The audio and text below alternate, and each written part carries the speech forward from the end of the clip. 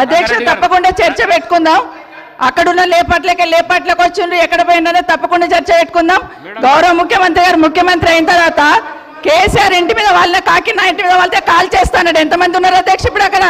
ఎందుకు చేర్చుకున్నారు అధ్యక్ష? గౌరవ ముఖ్యమంత్రి గారు ఎంజాయ్ చేస్తున్నారు. ఇప్పుడు మాట్లాడుతుంటే గుండె మీద చేసుకొని చెప్పాలి అధ్యక్ష. ముఖ్యమంత్రి గారు కూడా ఆ రోజు నేను అక్కగానే ఆశీర్వదించిన, ఆ రోజు పార్టీలోకి వస్తున్నప్పుడు ఒక అక్కగా ఆశీర్వదించిన, బాబు నువ్వు చాలా పెద్దగా ఎదుగుతావు, ఈ రాష్ట్రానికి ముఖ్యమంత్రి అవుతావు, రాయి పార్టీలకని ఆహ్వానించిన నేను. ఈరోజు మరి నన్నెందుకు కక్ష తీర్చుకుంటున్నాడు నాకు అర్థమైతలేదు. ప్రతిసారి ప్రతి అసెంబ్లీలో ఒక్క నిమిషం ఆగండి చెప్పనియండి. ఒక ఆడబిడ్డ బాధ అవుతుంటే వినే స్థితిలో లేరా? మీరు ఎందుకు నన్ను టార్గెట్ చేసిండు? మాట్లాడి చెప్పండి అధ్యక్ష, ముందు కంట్రోల్లో పెట్టండి అధ్యక్ష. అధ్యక్ష ముఖ్యమంత్రి గారు ఒక మాట అన్నారు కేటీఆర్ గారిని, నీ వెనక కూర్చున్న అక్కలను నమ్ముకోవద్దు, మోసం చేస్తున్నాడు. ఏం మోసం చేసినాం అధ్యక్ష? ఏం ముంచినాం అధ్యక్ష? ఈయనను ముంచినాం అధ్యక్ష. ఈయనను బతిన్లాడి పార్టీలోకి రా తమ్ముడు అని చెప్పి, నువ్వు వస్తే భవిష్యత్తులో ఈ పార్టీకి నువ్వు ఆశాకిరణం అవుతావు అని చెప్పి పార్టీలోకి ఆహ్వానించినా లేదా గుండె మీద చేసుకొని చెప్పమనండి అధ్యక్ష. ఎందుకు టార్గెట్ చేస్తున్నావు? ఏం మోసం చేశాం? ఇప్పుడు కాదు అధ్యక్ష, ఎలక్షన్లు వచ్చినప్పుడు కూడా నా కాన్ఫిడెన్స్ అట్లే కానీ అధ్యక్ష. సభ దాకా పొద్దున ఒక మాట మాట్లాడుతుంది. ఏం మాట్లాడినాం? పొద్దున ఒక మాట, రాత్రి ఒక మాట. ఎవరిని అవమానిస్తున్నావు ఒక్కసారి ఆలోచించండి ముఖ్యమంత్రి గారు. ఎందుకు అవమానిస్తున్నావు? ఎందుకు కక్ష? ప్రతిసారి టార్గెట్ చేస్తున్నావు.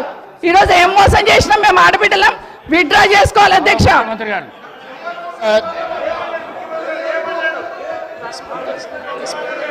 స్పీకర్ సార్, గౌరవ ముఖ్యమంత్రి గారు. స్పీకర్ సార్, కూర్చోండి ప్లీజ్.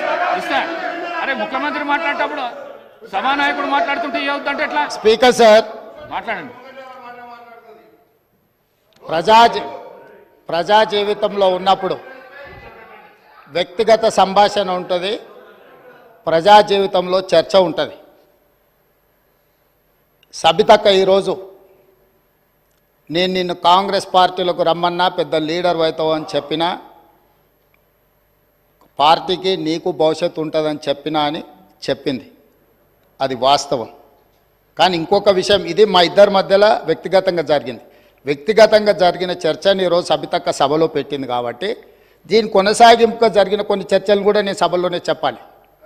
2000 వారి మాట విశ్వసించి సొంత అక్కగానే భావించి కుటుంబ సంబంధాల నేపథ్యంలో ఇతర రాజకీయ పరిణామాల నేపథ్యంలో నేను కాంగ్రెస్ పార్టీలో ఆనాడు తెలుగుదేశం పార్టీ సార్ సభను ఆర్డర్లో పెట్టండి సార్, వాళ్ళు కూర్చోబెట్టండి సార్. వాళ్ళు మాట్లాడేటప్పుడు వాళ్ళు లేస్తారు, వాళ్ళు మాట్లాడేటప్పుడు వాళ్ళు లేస్తారు, వాళ్ళు మాట్లాడేటప్పుడు వాళ్ళు లేస్తారు సార్. కూర్చోబెట్టిరు అధ్యక్ష, కూర్చోబెట్టిరు అధ్యక్ష వాళ్ళని. కౌశిక్ రెడ్డి గారు కేటీఆర్ గారు కూర్చోబెట్టిరు అధ్యక్ష. కూర్చోండి ప్లీజ్ మీరు కూర్చోండి. స్పీకర్ సార్, 2018 శాసనసభ ఎన్నికల్లో కూర్చోండి కౌశిక్ రెడ్డి గారు, నేను కొడంగల్ శాసనసభలో ఓడిపోయిన తర్వాత 2019 పార్లమెంట్ ఎన్నికలు వచ్చినప్పుడు కాంగ్రెస్ పార్టీ నన్ను పార్లమెంట్ పోటీ చేయమని అన్నప్పుడు ఇదే సబితక్క ఇంటికి వెళ్ళి ఇదే సబితక్క నన్ను పిలిచి నువ్వు మల్కాజ్గిరి పార్లమెంట్ లో పోటీ చేయి, ఎన్నికల్లో నీకు అండగా నిలబడతా అని నాకు మాట ఇచ్చి పార్టీ నన్ను ఎంపీగా డిక్లేర్ చేసిన మరుక్షణం టీఆర్ఎస్ తో మాట్లాడుకొని పోయి టీఆర్ఎస్ లో చేరింది అధ్యక్ష. తమ్ముడుగా నన్ను పిలిచి మల్కాజ్గిరి పార్లమెంట్ లో ఎన్నికల్లో పోటీ చేయమని నన్ను ప్రోత్సహించి పార్టీ నన్ను ఎన్నికల్లో అభ్యర్థిగా నిర్ణయించిన తర్వాత కేసీఆర్ మాటలకు అధికారం కోసం కాంగ్రెస్ ను వదిలి టీఆర్ఎస్ పార్టీలో చేరి మంత్రి పదవి పొంది తమ్ముని మోసం చేసింది కాబట్టి ఈ రోజు నమ్మొద్దు అని కేటీఆర్ కి చెప్పిన అధ్యక్ష. ఇది నిజమా కాదా సబితక్కను గుండె మీద చేసుకొని చెప్పమని నన్ను మల్కాజ్గిరిలో పోటీ చేయి కాంగ్రెస్ నుంచి, నీ ఎన్నికల్లో నేను గెలిపించే బాధ్యత తీసుకుంటా నాకు చెప్పి నేను ఎన్నికల్లో నిలబడడం డిక్లేర్ అయిన తర్వాత కాంగ్రెస్ ను వదిలేసి టిఆర్ఎస్ లో చేరి మంత్రి పదవి పొంది ఈ రోజు వచ్చి మాకు నీతులు చెప్తే మేమేమన్నా అమాయకులమా అధ్యక్ష?